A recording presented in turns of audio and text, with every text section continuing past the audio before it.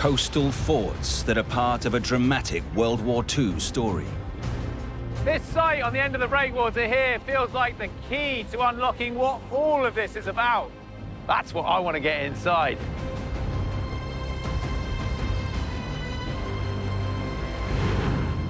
A vast complex that helped to tear a nation apart. In so many ways that are so important to underscore, it really leads to the expansion, the entrenchment of slavery.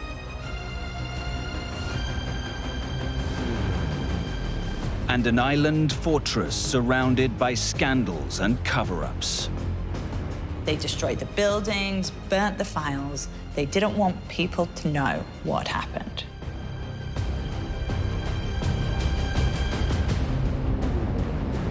Decaying relics and ruins of lost worlds.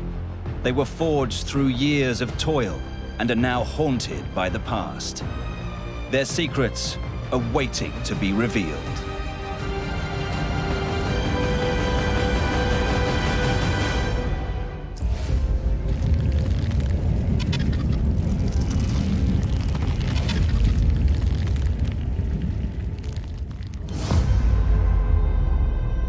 Near the Isle of Portland, which lies off the southern coast of England, is a place that has a dramatic past life.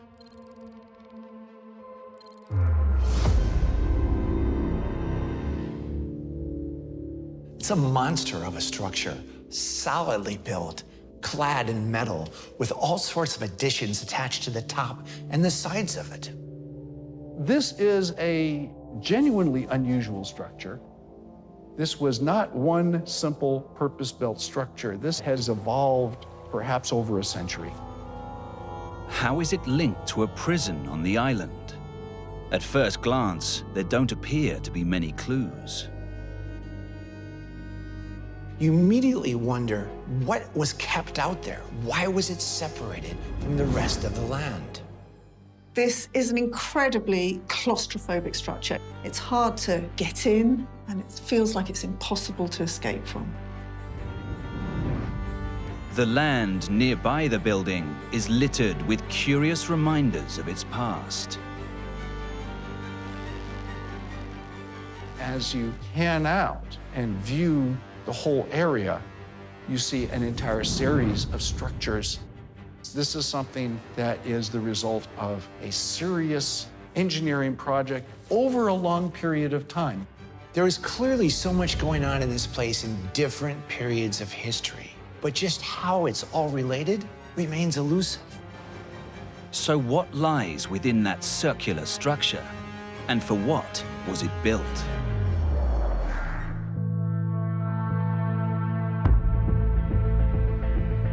During the Second World War, thousands of US troops arrived here to prepare for what would be the decisive battle in the war against Nazi Germany.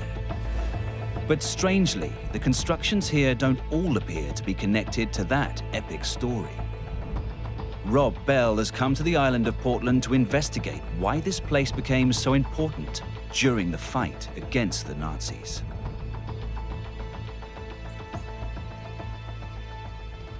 I've come across a good few old ruins and abandoned structures dotted around the island now. It's almost like you're going to bump into something hidden around every corner. And some of them look like they're as solid as ever, but others are on the brink of collapse, just falling to pieces. Having obtained special permission to look around, Rob's now able to get a glimpse of everything up close. Looking over in these buildings up here, in these rooms through the windows, there's some old light fittings in there, so there was electricity supplied at some point. Old furnace in here, look, left rusting away, clearly providing heat or power for some use, but it doesn't seem like there's any one structure or any one single piece of engineering that tells you what all of this was for. But there's one feature that really stands out.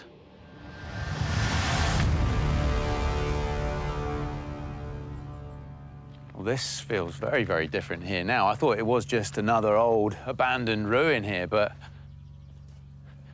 this has a very different form to it. Look at this. Okay, right. All of this circular structure and this little raised platform here in the middle, this tells me this is some kind of gun placement. But not just any gun. Look at the scale of all of this. The gun on there would have been absolutely phenomenal. During the Second World War, this place became packed with troops, and the eyes of all would have been firmly fixed upon the horizon. The Nazis, they were sending E-boats right near the shore. U-boats were patrolling the area, and the whole region was right on the brink of the action. The threat of attack was very real, because the German Kriegsmarine was targeting key naval positions along the south coast of England. The harbors here were filled with ships, all preparing for the battle that would, at last, turn the tide of the war. What you would see are hundreds of ships, all packed into every available space. All of this, all of the men and the ships, are building up to the decisive moment in the war in Western Europe. The remains scattered across the area show very few signs of that momentous event or the part they played in it. But Rob is fascinated by something else. Some of the structures here seem to belong to a completely different era. What's curious for me is that even from here, you can see, looking up on the ridge of the cliffs up there, there are big stone walls that look like they date to way before the Second World War. So the question for me is, what were all those older buildings doing here? And did they play a role in making this area so crucial in the Second World War? To find the answers, Rob is heading out to a structure that stands apart from the rest, at the end of the harbor's breakwater. I've been around a number of the old abandoned sites in this area now, but there's one that I've only ever seen from afar. It's that one over there. And I've got a sneaking suspicion that's the one that's going to help expose the real story of what this whole place was about. There is what looks like an old prison here, although it has obviously taken a battering and is quite badly damaged. It's hard to tell at first glance whether those windows have been sealed up to keep people out or to keep people in. Was it a quarantine site, or was it perhaps a prison? Why were they trying to keep it separate from the mainland? Come and have a look at this down here. This feels like a massive clue as to what this whole place was about. Those are huge guns.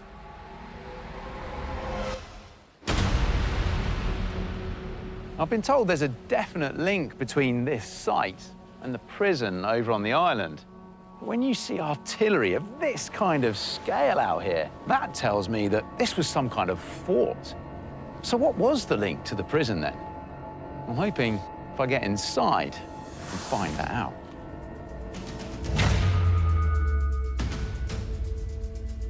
Helping Rob is Gordon Lepard, a local marine archaeologist. Like Rob, Gordon has never before set foot inside the fort. So this is his very first chance to get a good look at the interior.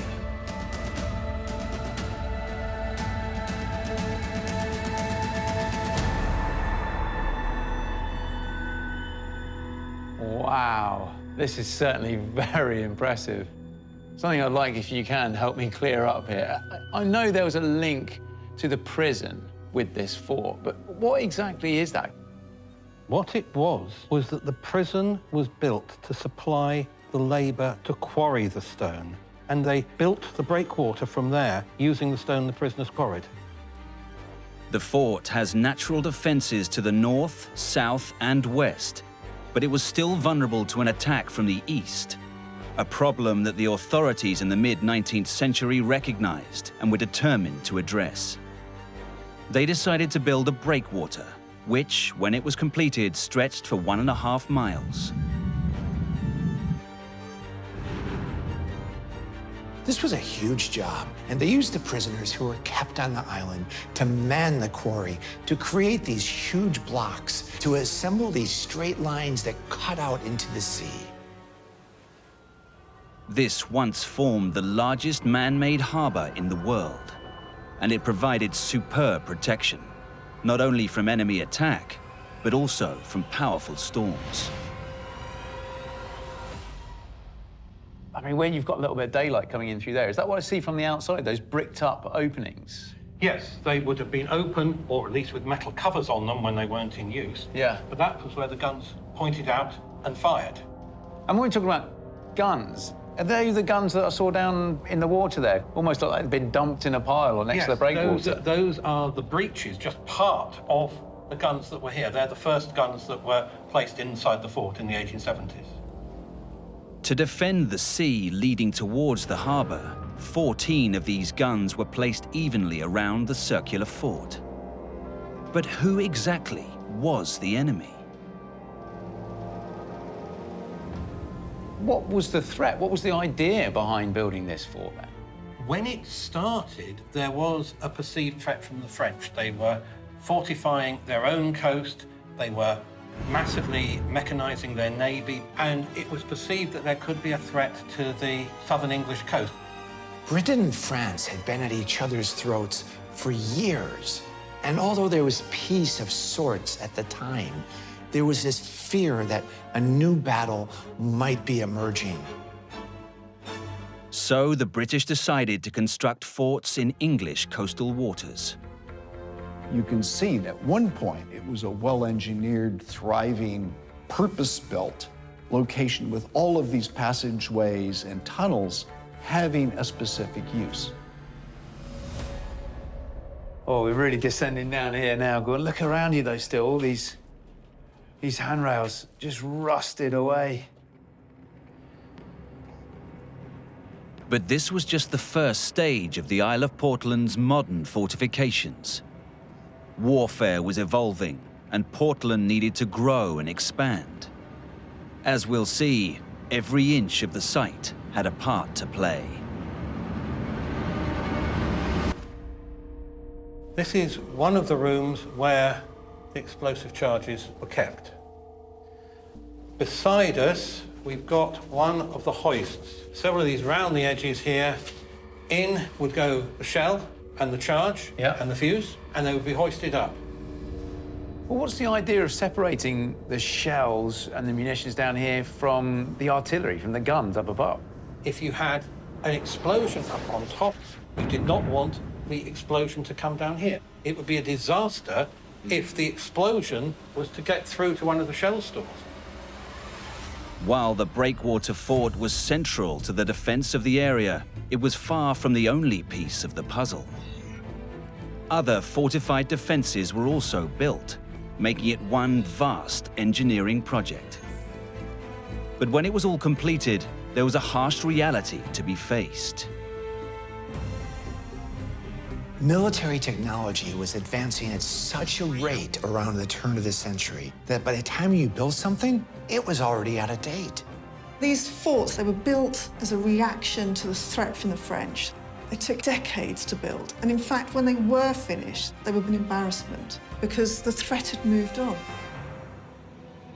Why would this place, an apparent relic from a previous century, soon end up being chosen to play a vital role in the Second World War? The first clues can be found on the roof of the fort. What we've got feels like it's a gun turret, and it looks like it's almost replicated over there. But what strikes me is that this seems way more modern than the fort down below. Oh, it is. The fort itself was built in the 1870s, but it's been constantly updated. You can see there are lots of different periods, culminating in the Second World War, when one of these two emplacements had the last really active gun, the Bofors gun, during World War II. In 1940, Hitler's armies, using the terrifying new tactic of blitzkrieg, smashed their way through Western Europe. Suddenly, the south coast of Britain was very near the front line. In the harbour, you had large targets for bombing attacks. You would have had guns here bolted down where you can see the fittings today. The barrel pointing up into the sky, essentially as an anti-aircraft gun protecting the harbour. But how would the area's old defences withstand what seemed to be an inevitable German attack? Now back on dry land, Rob Bell has come to Blackner Fort to see how everything was made ready. So I'm up on the cliffs on the west side of Portland here with another enormous gun emplacement. And installations like this, as well as a whole range of other defensive structures, were found right along the south coast, forming a strong defensive line.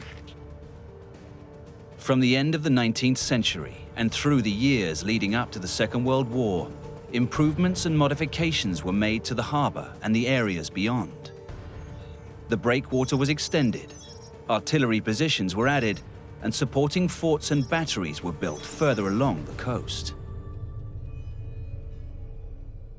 These sometimes Victorian, sometimes First World War structures received upgrades so that are now capable of dealing with the threat that the Germans posed. It was feared that that Nazi attack was imminent. In the summer of 1940, Battle of Britain, Portland was in fact an important target for the Luftwaffe. Ships were sunk within the harbor. Portland was also under repeated bombing attacks during day and night raids from German medium bombers. It was the mix of structures and the solid additions to the breakwater fort that made Portland so effective when it was finally called into action. What you see is an evolution in this one location from the mid-19th century into the mid-20th century. And rather than you get rid of these massive stone armored structures, you adapt them. In June 1944, the battle that the Isle of Portland had been anticipating finally arrived. But the role it was going to play was an offensive one. And it wasn't Germans that were landing here, but Americans. It was chosen to play a key part in the largest invasion in history, D-Day. This place had everything it needed right from the start. Its location gave it this barrier of the beach down one side, and then the quarry for the rocks to build the breakwater on the other. It had incredible foundations of defense all around. So add to that the upgrades it received. You've got yourself a place with the infrastructure it needed to handle the incredible responsibility for what was to come. From here, many of the 1,000 ships that made up Task Force O made their way across the channel to take the fight to the Germans at Omaha Beach in northern France. Thousands of troops lined up to board those ships. All of them, no doubt, anxiously waiting that command to go to filter down from the powers above. It's just impossible to imagine the emotions they must have been going through. Here, they were in the relative safety of the confines of this well-defended harbor. This place was all about defense, but that also made it the perfect site for the Launchpad on D-Day. In the West, this is the moment of World War II.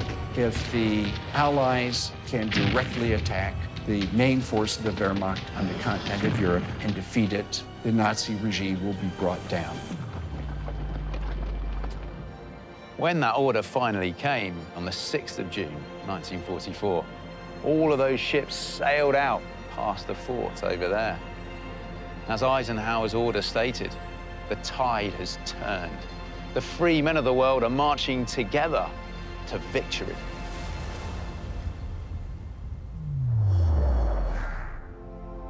After the war, with the Nazis beaten, the breakwater fort was gradually stripped of its weapons, and it was eventually locked up for good. Today, the harbor is primarily used for commerce and leisure. But the grand old structures remain, still standing, and proud of the vital part they played in bringing peace to the world.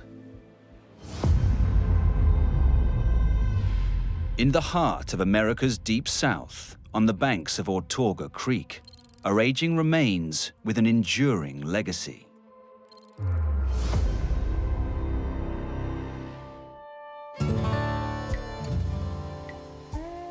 This is a site near Montgomery, Alabama that looks completely out of place. It's dominated by this industrial complex, which makes it resemble more like a mill town in northern England. As much as you see these industrial buildings, it's very hard to ascertain exactly what these buildings were used for. The sheer scale of the operation suggests that whatever was made here was of great value. A tunnel leads you down to the water's edge, and there you encounter the immense power of the river. Clearly there was a connection between the river and what was going on in this complex. Inside, few signs of this site's former glories seem to have survived. It's amazing to imagine that this quiet, vast area would have been bustling with noise and chaos of machinery in action. Huge voids fill the warehouse buildings. This was clearly part of a major industrial effort at some point. Now it's empty offices, abandoned desks, typewriters, papers strewn everywhere. It seems like the place was suddenly evacuated. Up on the hill behind the complex, there are more hints about its past. An eerie cemetery overlooks the vast property below. 2 Confederate flags stick out of one of the gravestones. The fact that there are Confederate flags make you think that there's a connection to the Civil War, to sort of the bloody conflict that ripped the country apart. So, what was produced here? And what role did it play in the terrible war that scarred the soul of a nation? Ann Bootwell is an Alabama historian fighting to preserve the extraordinary structures that provide a window into a lost world. I tell people when you lose a building, you lose the opportunity to tell the story of the people who lived and worked in those buildings. The man behind this particular site had a profound impact on the southern United States. What he made here would help make America's economy the most powerful in the world, but also divide the nation like never before. Daniel Pratt arrived in Alabama from New Hampshire in the 1830s, and he is literally one of the South's first industrialists. At that time, Alabama was pretty much still wilderness areas, and he felt that he could provide jobs and a better lifestyle for the local people. But he was a visionary. So he's building a complex of the scale and size that people in Alabama would not have seen before. And he is building it so that he can produce one of the most important machines of the early 19th century. Surely not even Daniel Pratt could have imagined the wealth his machine would generate, or the destructive impact it would have. Initially, Pratt came to Alabama just with the sole purpose of building and selling cotton gins. The cotton gin revolutionized cotton farming because of the speed at which it could comb the fibers out of the seeds. This machine can actually process 50 pounds of cotton as opposed to 1 pound, doing the whole process by hand. Originally invented by Eli Whitney 4 decades earlier, the machine's true potential was only fully realized when Pratt spotted an opportunity in a growing market. Whitney first patented it in 1794. He wouldn't see much profit from it, oddly enough, though by the middle of the 19th century, cotton would become the single largest export of the United States. Before long, Pratt's empire was rapidly expanding. The gin company that he built became the largest gin factory in the world. He was shipping cotton gins to France and Russia. It underscores why Pratt is one of the first major industrialists in the South. Pratt was so successful, he built an entire town in the image of his New Hampshire home to house the ever-increasing workforce. He even named it after himself. His fingerprints can be found all over Prattville. Absolutely, it was Pratt's town, and most of the people worked in his industries and went to the churches that he built and the schools that he provided. The town of Prattville was held up as an example for other southern towns to follow. So there's a uniformity, there's a sense of something, again, sort of evoking New England that was sort of purposefully built and created by Pratt in terms of the vision that he had for Prattville. Yet, while Pratt's machine was creating jobs and prosperity in Prattville, it was having a very different impact on other people's lives. Ironically enough, it was this very modern invention, the cotton gin, that created a demand for an older and more traditional form of labor, slave labor. Up until then, cotton seeds had to be separated from the fibers by hand. Now, machines sped up the whole process. Increased productivity meant that the demand for southern cotton laborers skyrocketed, labor that was provided by slaves in the field.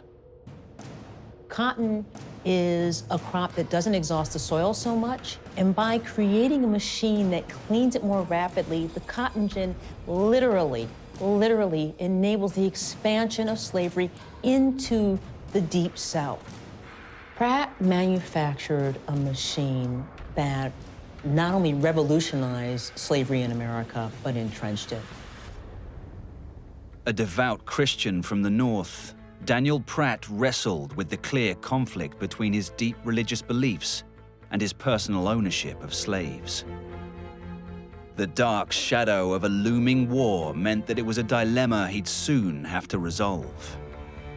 The family graveyard that overlooks the old factory reveals which side Pratt eventually chose. He's a Northerner in the South, so he argues against secession, perhaps out of a commitment to union, but ultimately when the South secedes, he throws his hat in with the Confederates. There was even a military company named after him, the Prattsville Dragoons, which he supplied with artillery. The factory also supplied textiles, which would be used in Confederate uniforms. The fighting during that terrible conflict took place mainly on southern soil, and inevitably it eventually found its way to Prattville.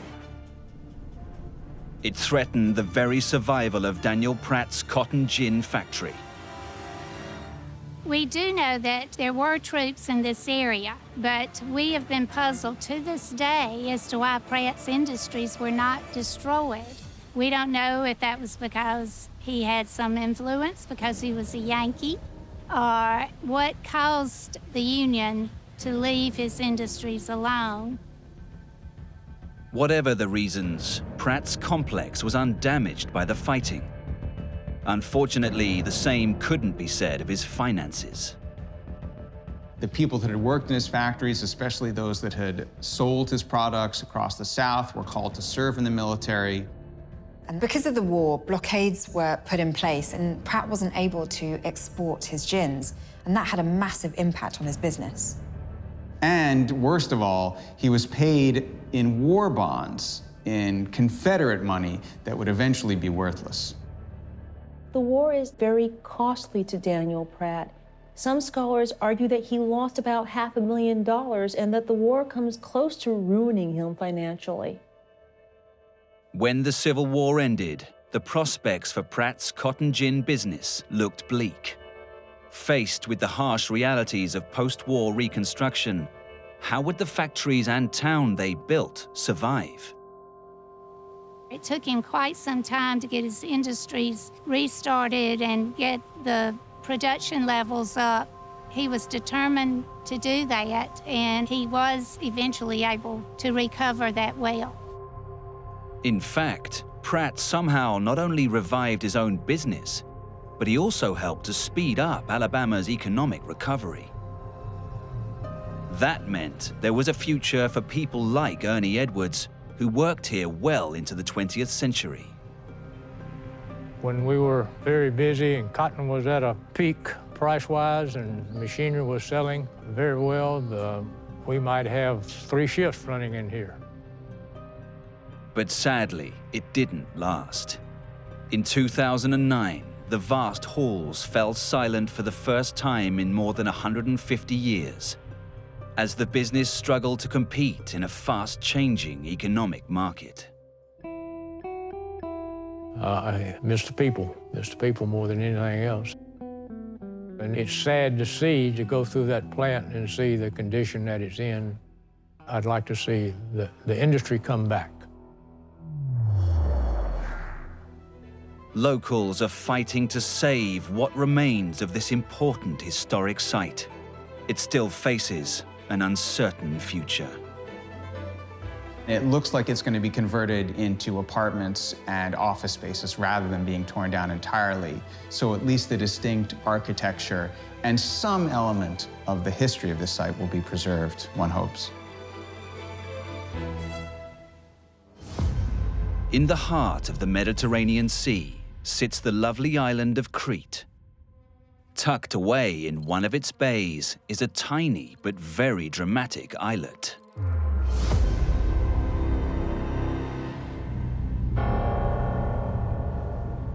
It's such a beautiful island. This is paradise. But as you approach, these foreboding walls loom over you. And now it starts to take shape that this is a fortress, and a strongly built one. So it looks like they were defending themselves from an outside force. Or perhaps they were trying to keep those on the island in. Inside the outer walls, cavernous walkways and tunnels lead to a mixture of ruined stone buildings. So who lived here?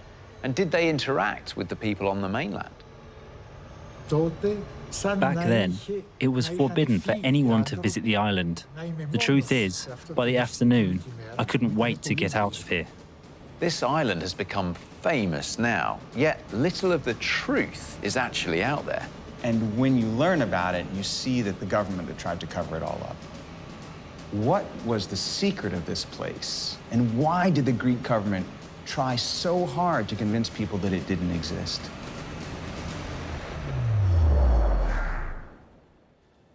These imposing walls were built by the Venetians back in the 16th century, and they were part of a fort. But as time went on, these walls became used for a slightly different purpose. This island, up until the 1900s, was inhabited by the Turks. They wanted to drive the Turks from the island, so that's why they decided it would be a good idea to bring the lepers here, so the Turks would go away. After that, a Danish doctor decided to use the island as kind of an experiment, a clinical trial. That Danish doctor was the seemingly all-powerful Edvard Ehlers. He believed, like everyone at the time, that leprosy was contagious and that after 10, 20 years, when all the lepers had been sent here and died off, the mainland would be free of leprosy. This is Spinalonga. It would eventually become part of an infamous government cover-up. Greek lepers were once rounded up and deported here. Even the most beautiful place, if you are imprisoned within it, can turn into a horror. So how did this island paradise become a place of nightmares? And why did the authorities want to hide its secrets? These lepers had bells strung round their necks to warn the healthy they were near. And when they arrived, they were faced with an imposing entrance. This one, designated for lepers, was nicknamed Dante's Gate, in reference to hell. One story goes that a wife couldn't bear to be separated from her husband, couldn't bear to leave him, to have him deported there by himself, that she actually injected herself with his blood so that she became infected with leprosy as well. Leprosy sufferers here lived in harsh, almost inhumane conditions. It was around 1910 when a girl, a young woman that was about to get married, was diagnosed with leprosy. They brought her here, but at that time, life here was extremely harsh. Shortly after arriving, she was raped. So what she did was she took herself up to the tower and committed suicide. She would rather be dead than live on the island. That's how horrible it was. But Dr. Ehlers did little to alleviate the suffering. He offered no treatment or medicine. He even prevented news reports of potential medical cures from reaching the leper community. From then onwards, everyone was out for themselves. Everyone would only see to their own needs, and if they had to step on someone else, they would. So what became of the lepers here? When writer and anthropologist Maurice Bourne first visited Spinalonga in 1968, it was no longer a leper colony, and the island was closed to outsiders. He made it his mission to reveal the island's dark past.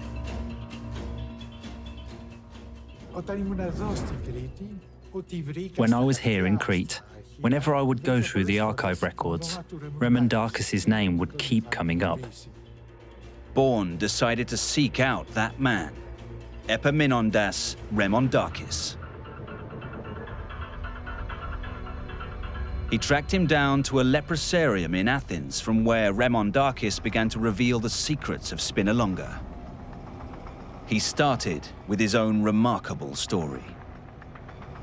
He had leprosy from the age of 12. His family helped him escape Crete for Athens, joining his brother, using the big city for cover, trying to blend in. He tried to get an education, so he would truant from school or move schools so he wouldn't be found out. And he did manage to graduate from high school and even got a law degree. But then one day, his secret was discovered. His arrival in 1936 would have a dramatic effect on the island. One of the first and only lepers who could read and write, he was asked by the others to try and lead the community, to organize them and help create better living conditions. So Remondakis formed a society, the Brotherhood of the Sick. First, they created a set of laws and tried to get the whole community working for themselves and for each other. They cleaned streets, painted the houses, organized games and music. And once they had gotten their own community in order, Remondakis started writing letters to the outside, trying to change people's image of what leprosy was and trying to campaign for better treatment for the people stuck in this veritable prison. Remondakis and his brotherhood were determined to escape their island prison and return to their families. Dr. Ehlers was, however, far from pleased with what was going on. The director of the leprosarium tried to put an end to all this. He tried to quash any hope amongst the residents, and he forbade them from intimacy, but that failed. The residents fell in love, they had families, and they even had children. The Greek Orthodox religion, with its strong emphasis on family, was something even Dr. Ehlers could not overcome. And anyway, times were changing. In 1937, a team from Athens, including nurses, came to take the children away to a newly formed orphanage in the capital. Now, surprisingly, the lepers accepted this because, like any parent, they wanted the best for their children. And they thought the best lives for their children would be away from this island in a city where there was proper health care and just the opportunities that a big city brings. In 1941, just a few years after their children had left, a cure for leprosy at last became available. It seemed that the long years of suffering were finally coming to an end. So the cure did not arrive here on the island until 1948. Then, after 6 or 7 months, everyone was cured. But neither the state nor the locals, who were making an income out of the island, wanted the lepers to leave, or for Spinalonga's leprosarium to be closed down. Still shunned by both state and society, the lepers were held here until 1957, a full 16 years after the cure was available to them. It was the final leper colony in Europe to close. It was then made out of bounds to the public. For 2 years, Remondakis worked with Bourne to bring the island's dark story to the wider world. But when Maurice returned to the island in the 1980s, he was surprised to find someone had already been there. Someone who had been trying to destroy the evidence. I can tell you that when I was here on the island, all of the archived records were here. They were all scattered on the pharmacy's floor. Unfortunately, I did not steal any of them, because now everything is lost. All of them. No trace of the records exists anymore. Everything was burned in the 1980s. But the operation here went way beyond simply burning files. And so it happened. Everything that was specially built from the 1930s to the 1940s was destroyed. And the records I'm telling you about were burned. So today there are not many things left. Bourne believes it was all part of an official cover-up. But the state would lie to the World Health Organization. They were making up numbers, concealing the truth, lying.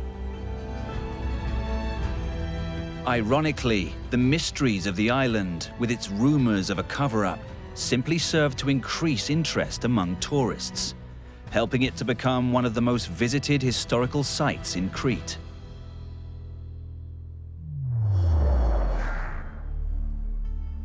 Despite the destruction of so much evidence, Spinalonga has a powerful legacy which lives on, in no small part, thanks to the work of Epaminondas Remondakis.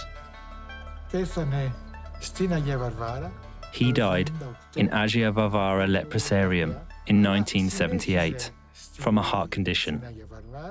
Until the end, he was still fighting for lepers' rights. I lost not only a good friend, but one of the most original and sincere people I have ever met in my life.